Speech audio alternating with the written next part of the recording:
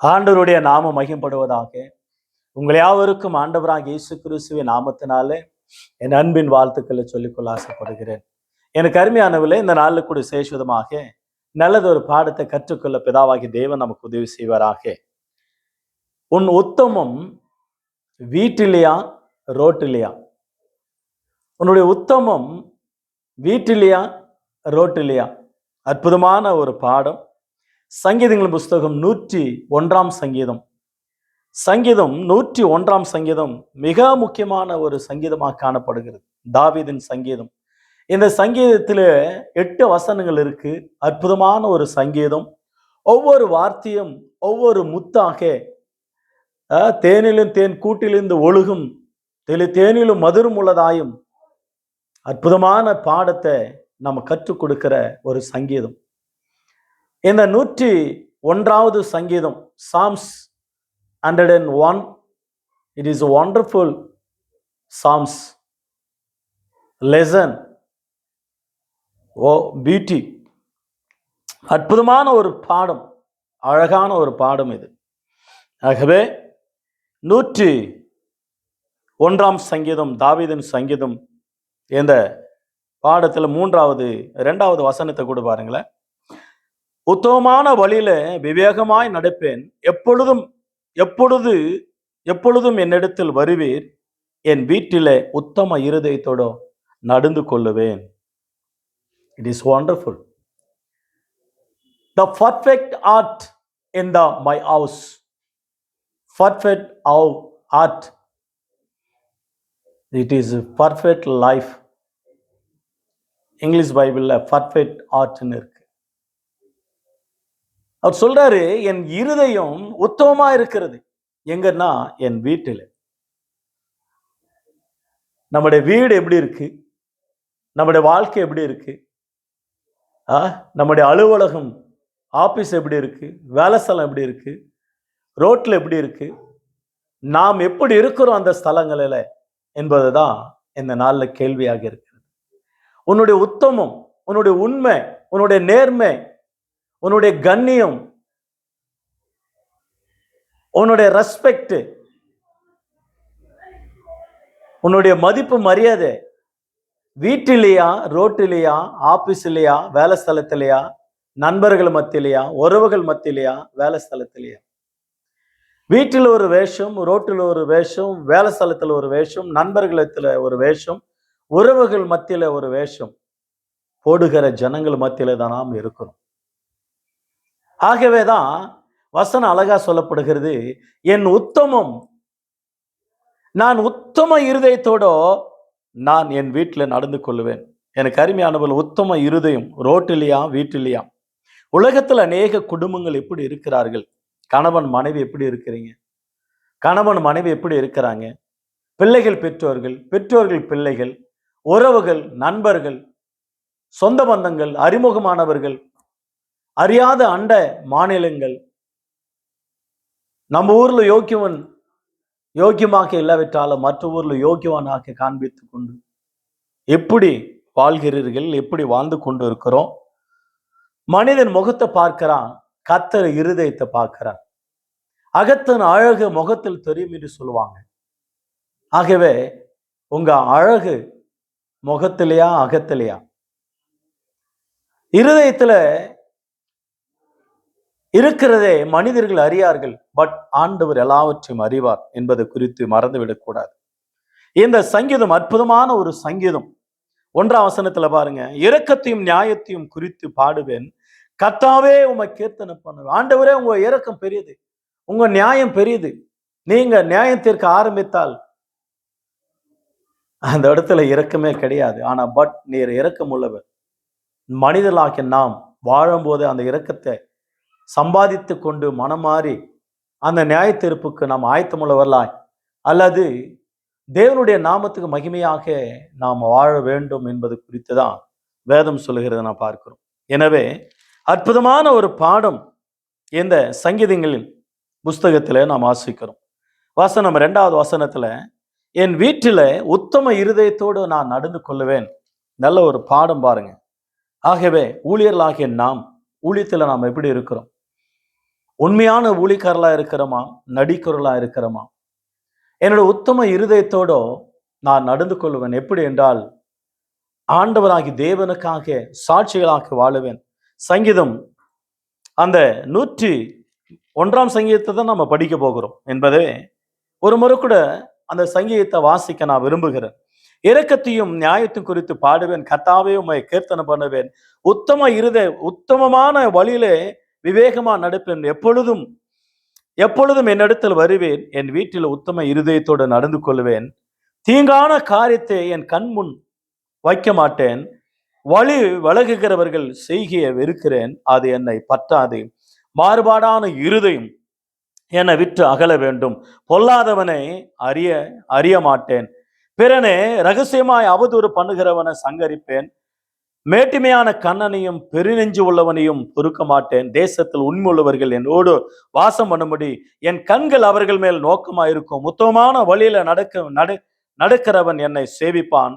கபடு செய்கிறவன் என் வீட்டுக்குள் இருப்பதும் இல்லை. பொய் சொல்லுகிறவன் என் கண் முன் நிற்பதும் இல்லை. அக்கிரமக்காரர் ஒருவரும் கர்த்தருடைய நகரத்தில் ஏறாதபடிக்கு வேறு அறுப்புண்டு போக தேசத்தில் உள்ள அக்கிரமக்காரர் யாவரையும் அதிகாலமே சங்கரிப்பேன். நல்ல அற்புதமான ஒரு பாடத்தை இங்க நாம் கற்றுக்கொள்கிறோம் பாருங்க. இந்த சங்கீதம் ரொம்ப உண்மையான ஒரு வாழ்க்கையை வாழக்கூடிய ஒரு மனிதனுக்கு வழிகாட்டுகிறதாக காணப்படுகிற பார்க்கிறோம். 1ஆம் வசனத்துல வாசிக்கிற அற்புதமாக நான் பாடுவேன். எதை குறித்து என்றால், ஆண்டவருடைய இரக்கத்தையும் அவருடைய நியாயத்தை குறித்து நான் பாடுவேன். காரணம் என்னவென்றால், அவருடைய நியாய தீர்ப்புகள் உண்மையானவைகளா இருக்கிறது. பாடுவேன். பாடுகிற பாடல்கள் சங்கீதத்துல நீங்க பாருங்க, கர்த்தரை பாடுங்கள், கர்த்தருடைய நாமத்தை கீர்த்தனை பண்ணுங்கள். ஆதியாகமத்திலிருந்து வெளிப்படுத்தின விசேஷத்திலும் நிறைய பாடல்களை நாம் பார்க்கிறோம் பைபிள்ல.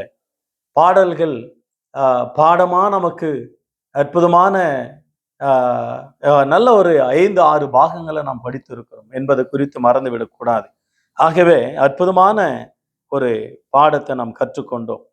அவர் பாடுவது ஆராதனையில ஒரு பாகம் கர்த்தரை பாடுவது என்பதை குறித்து மறந்து விடக்கூடாது. உன்னுடைய உத்தமம் எங்க இருக்கு, உன்னுடைய உத்தமமான வாழ்க்கை எங்க இருக்கு என்பதை குறித்து மறந்து விடக்கூடாது. தீங்கான காரியத்தை என் கண் முன் வைக்க மாட்டேன். பாருங்க, வசனம் அற்புதமா இருக்குது.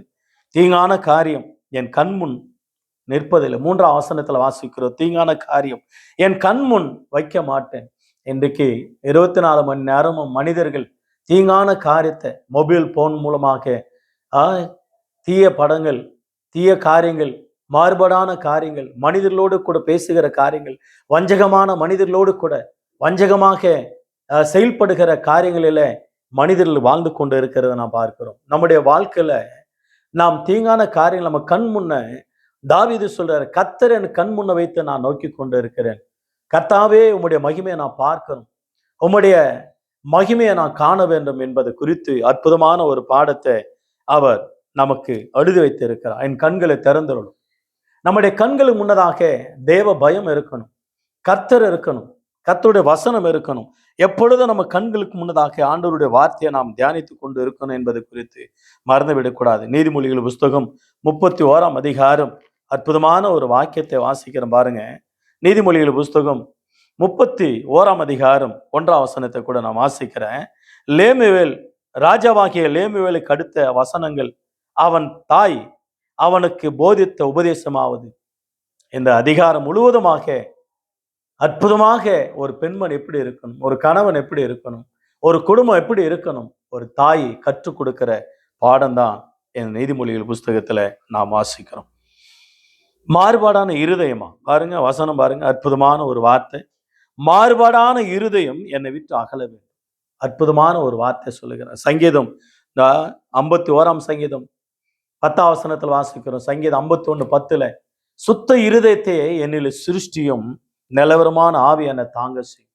மத்தேயு 5ஆம் அதிகாரம் 8ஆம் வசனத்துல, மத்தேயு 5ஆம் அதிகாரம் 8ஆம் வசனத்துல, சுத்த இருதயம் உள்ளவர்கள் பாக்கியவான்கள், அவர்கள் தேவனை தரிசிப்பார்கள். சங்கீதம் 73ஆம் சங்கீதம் 1ஆம் வசனத்துல, சுத்த இருதயம் உள்ளவர்களுக்கு கர்த்தர் சிறுவேலின் தேவன் நல்லவராகவே இருக்கிறாராம். கனடா பைபிளை நீங்க பாத்தீங்கன்னா டொங்க இருதயம், டொங்க ஹிருதயா, அந்த வார்த்தைய ஒரு மாதிரியா அந்த எரேமியா சொல்ற வார்த்தை வண்ணமாகவே இருக்கிறத பார்க்கிறோம். எரேமியா வார்த்தை வாசிக்கிற சொல்லியா எரேமியா 17ஆம் அதிகாரம் வசனம் 9ஆம் வசனத்துல வாசிக்கிறோம். என்ன வாசிக்கிறோம் என்றால் அற்புதமான ஒரு வார்த்தை. எல்லாவற்றையும் பார்க்கிலும் இருதயமானது மகா கேடு உள்ளதாய் திருக்குள்ளதமாய் இருக்கிறது. எல்லாவற்றையும் பார்க்கலாம். நம்முடைய இருதயம் எப்படிப்பட்டதா இருக்கிறது? 9ஆம் வசனத்தை எல்லாவற்றையும் பார்க்கலாம். அந்த இருதயத்தை தேவன் பார்க்கிறார். அலங்கோலமான இருதயமா, தேவனுடைய வார்த்தையினால அலங்கரிக்கப்பட்ட இருதயமா என்பதை குறித்து மறந்துவிடக் கூடாது என்பதை குறித்து வேதம் அற்புதமான ஒரு பாடத்தை நம்ம கற்றுக் கொடுக்கிறத பார்க்கிறோம். எசேக்கியேல் புஸ்தகத்துல 36ஆம் அதிகாரத்திலும் 11ஆம் அதிகாரத்திலும் சொல்லப்படுகிற ஒரு வார்த்தை, நவமான இருதயம், கல்லான இருதயத்தை எடுத்து போட்டு ஆண்டவர் சதையான இருதயத்தை தந்து நவமான இருதயம், புதிதான ஆவி, புதிதான ஒரு மாற்றம், புதிதான ஒரு லைஃப் ஆகியனாலதான் 2 கொரிந்தியர் 5:17 வாசிக்கிறோம். ஆரியன் கிறிஸ்ட், கிறிஸ்துக்குள்ளாக ஒருவன் கிறிஸ்துக்குள்ளாக ஞானஸ்தானம் பெற்றவன் புது சிருஷ்டியா இருக்கிறான். அவனுடைய பார்வை, அவனுடைய கண்கள், அவனுடைய வாயின் வார்த்தை, அவன் நாவுகள், அவன் இருதயம், அவன் கால்கள், அவன் வாழ்க்கை முழுவதுமாக ஒரு உத்தமமான கிறிஸ்தவனாக வாழ்வதற்கு வேண்டிய வாழ்க்கையும் வார்த்தையும் சொல்லிக் கொடுக்கிறத நாம் பார்க்கிறோம். ஆகவே அற்புதமான ஒரு பாடம். எசேக்கியேல் 36ஆம் அதிகாரம் 26ஆம் வசனம் 27ஆம் வசனம், எசேக்கியேல் புஸ்தகம் 11ஆம் அதிகாரம் 19ஆம் வசனம் 20ஆம் வசனத்துல வாசிக்கிறோம். கல்லான இருதயம் விலகணும். ஆகையினாலதான் மார்க் 7ஆம் அதிகாரத்துல 21, 22, 23 வாசிக்கிறோம். இயேசு கிறிஸ்தானவர் சொல்றார், இருதயத்தில் இருக்கிற பொல்லாத சிந்தனைகள் இருதயத்திலிருந்து வருமா. களவானாலும், கபடானாலும், பொல்லாத இருதயமானாலும், வன்கண் ஆனாலும், வஞ்சகமானாலும், பொருளாசை ஆனாலும், பொல்லாத இருதயம். அந்த இருதயம் சுத்தமாக்கப்படணும்னா ஒண்ணு இருக்கு. அந்த இருதயத்துல எதை வைக்கணும்னா, உபாகமம் 6ஆம் அதிகாரம் 6, 7, 8 ஆகிய வசனங்களில, இன்று நான் விதிக்கிற உன் தேவனாய் கர்த்தருடைய கட்டளைகளை உன் இருதயத்தில் வைத்துக் கொள்வாயானால், அந்த இருதயத்தில் ஆண்டவருடைய வார்த்தை, அந்த இருதயத்தில் ஆண்டவருடைய வார்த்தை மத்திய 12ஆம் அதிகாரத்துல வாசிக்கிறோம். இருதயத்தின் நிறைவினால வாய் பேசும் என்று சொல்லப்படுது. உங்க இருதயத்தில் ஆண்டவருடைய வார்த்தை இருக்கணும். நம்முடைய இருதயத்தில் ஆண்டவருடைய பிரசன்னம் இருக்கணும். நம்முடைய இருதயத்தில் ஆண்டவருடைய வார்த்தை, ஆண்டவருடைய வல்லமை, ஆண்டவருடைய கிருபைகள், ஆண்டவருடைய நன்மைகள், ஆண்டவருடைய ஆசீர்வாதங்கள் அத்தனை நம்முடைய இருதயத்துல நிரப்பிக் கொள்ள வேண்டும்.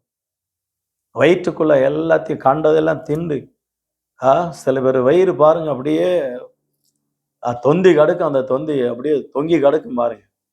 அந்த மாதிரியும் ஆண்டவருடைய வார்த்தைகளை நம்முடைய இருதயத்தில் கொட்டி கொள்ளணும், நிரப்பி கொள்ளணும். உன் வாயை தர அதை நிரப்புவேன்னு சொன்னார் ஆண்டவருடைய வார்த்தை. ஆகவே எனக்கு அருமையான கர்த்தருடைய பிள்ளை, நம்முடைய வாழ்க்கையில இருதயம் கேடுகட்டதா இருக்கக்கூடாது, நல்ல இருதயமா இருக்கணும்.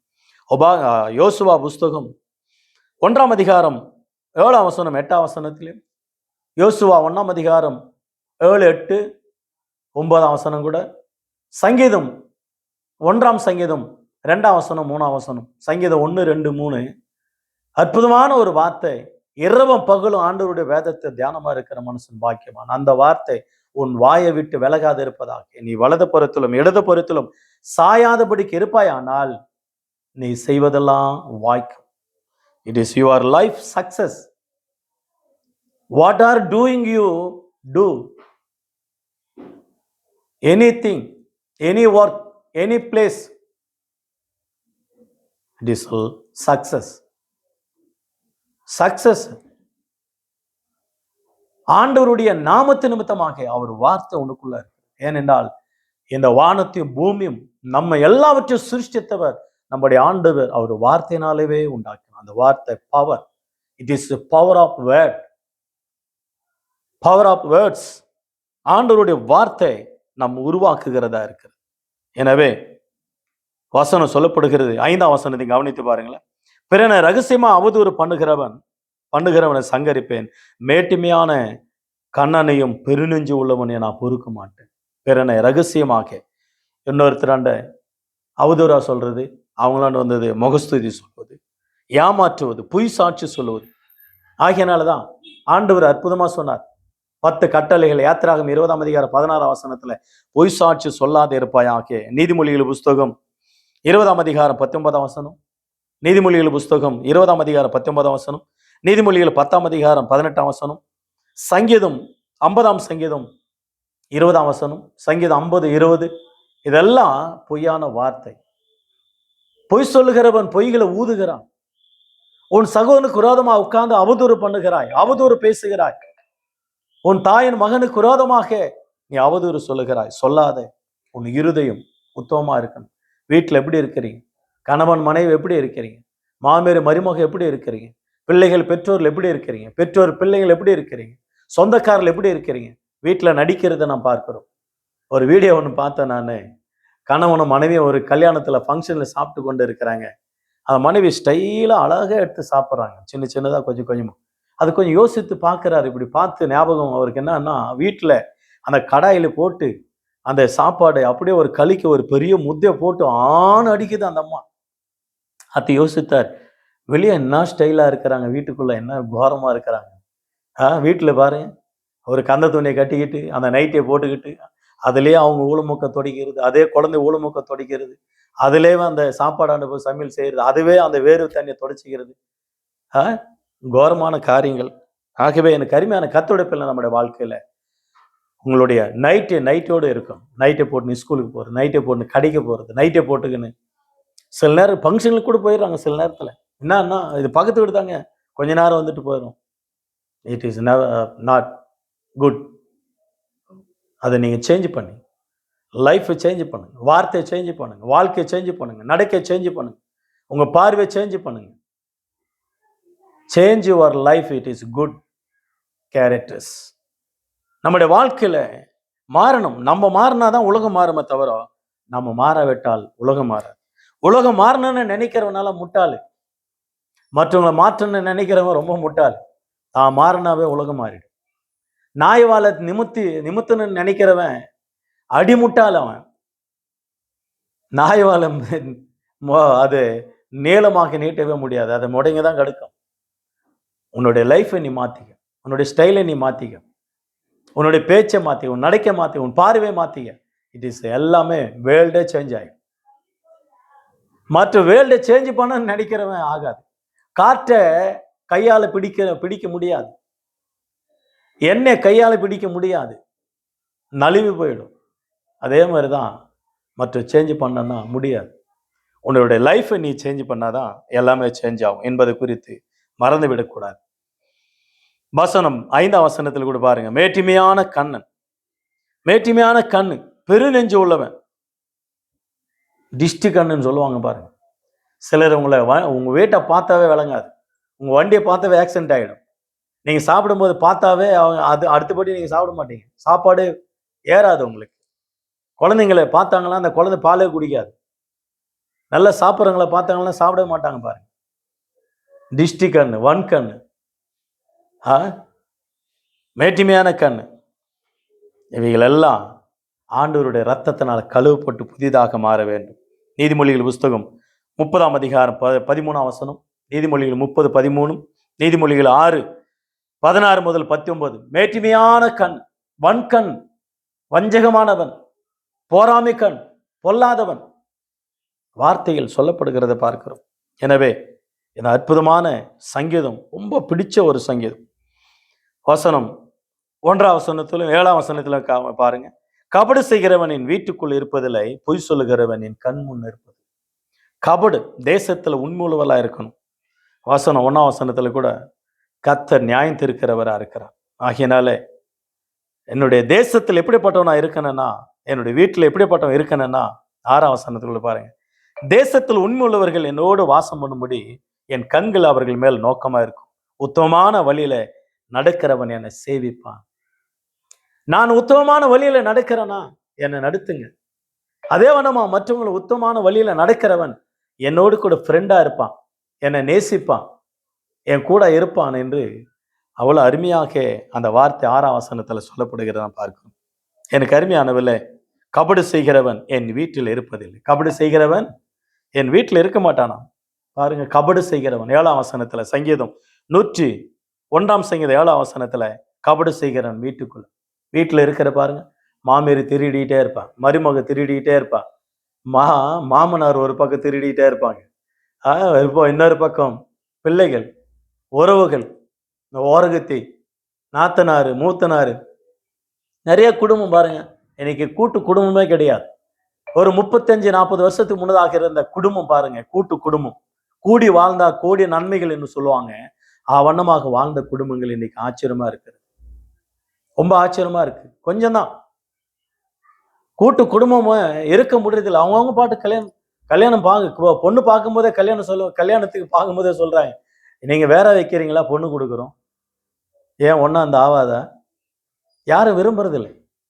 கடைசி காலம், அழிவு காலம், மாயமான காலம், ஏமாற்றுகிற காலம். கபடு செய்கிறவன் உத்தமமான வீட்டில் இருப்பதில்லை.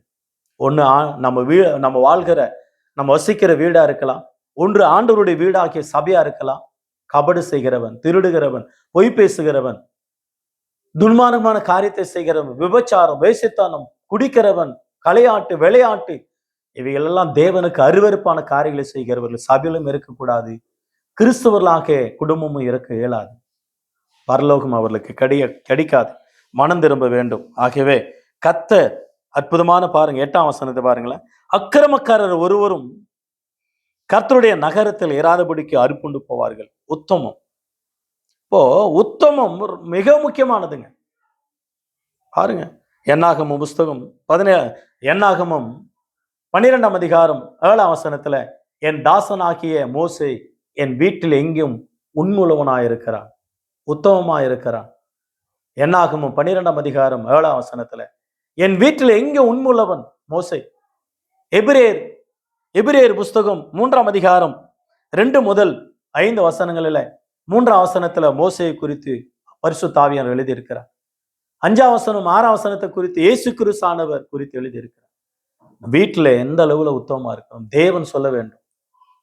தேவன் வீட்டுல காசு வைக்கிறதுக்கு பயமாகுது. பீரோ சாவி, இன்னொரு சாவி கூட ரெடி பண்ணிடுறாங்கன்னு வச்சுங்களேன். அந்த சாவியை கூட திருடிறாங்களே வச்சுங்களேன். அற்புதமான காசு வைக்கிறதுக்கு பயமாகுது. ஏன் அந்த அளவுல திருட்டு?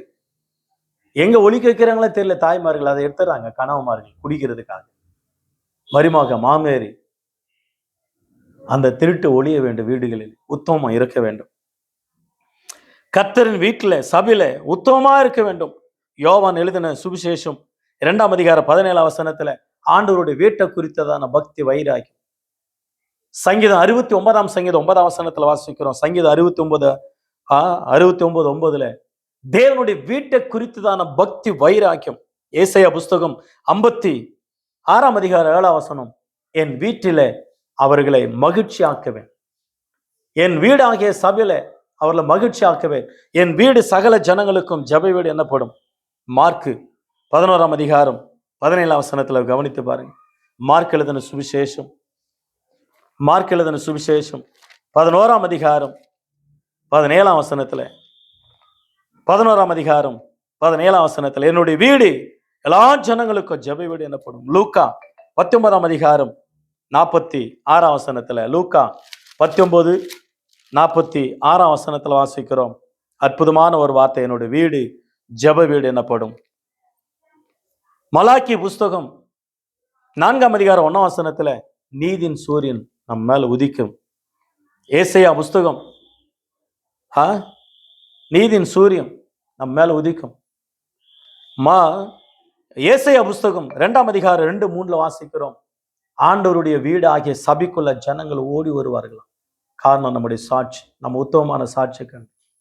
மீகாவின் புஸ்தகம் 4ஆம் அதிகாரம் 1-2 வாசிக்கிறோம். இதே வசனத்தை தான் மீகா 4ஆம் அதிகாரம் 1-2 திரளான ஜனங்கள் ஆண்டவருடைய வார்த்தையை கேட்க வருவாங்க. ஏசாயா புஸ்தகத்துல வாசிக்கிறோம்.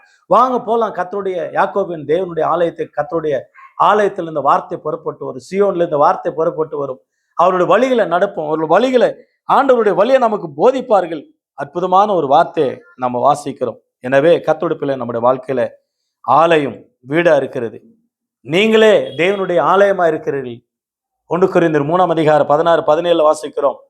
யுவர் ஆண்டவருடைய ஆலயம், டெம்பிள், ஆண்டவருடைய ஆலயமா இருக்கிறீர்கள். ஆகவே நம்முடைய வீட்டில் எப்படி இருக்கிறோம், நம்முடைய வீடு எப்படியா இருக்கிறது? 3ஆம் வசனத்துல 2ஆம் வசனத்துல வாசிக்கிறோம் இல்லையா? அற்புதமான ஒரு வார்த்தை, என் வீட்டில நான் உத்தம இருதயத்தோடும் நடந்து கொள்வேன் என்று அற்புதமான ஒரு வார்த்தை. சங்கீதம் 101ஆம் சங்கீதம், அற்புதமான சங்கீதம். நீங்கள் படித்துக் கொள்ளுங்கள். உங்க உத்தமம் வீட்டிலையா ரோட்டிலையா? வீட்டில் இருந்தாலும், ரோட்ல இருந்தாலும், ஆபீஸ்ல இருந்தாலும், வேலை ஸ்தலத்துல இருந்தாலும், எந்த இடத்துல இருந்தாலும் நம்முடைய உத்தமமான வாழ்க்கையை நாம் வாழ்ந்து காட்டணும். கர்த்தர் அப்படி நடத்துவாராக. இந்த வசனங்கள் ஆண்டவர் ஆசீர்வதிப்பாராக. God bless you all. God bless you.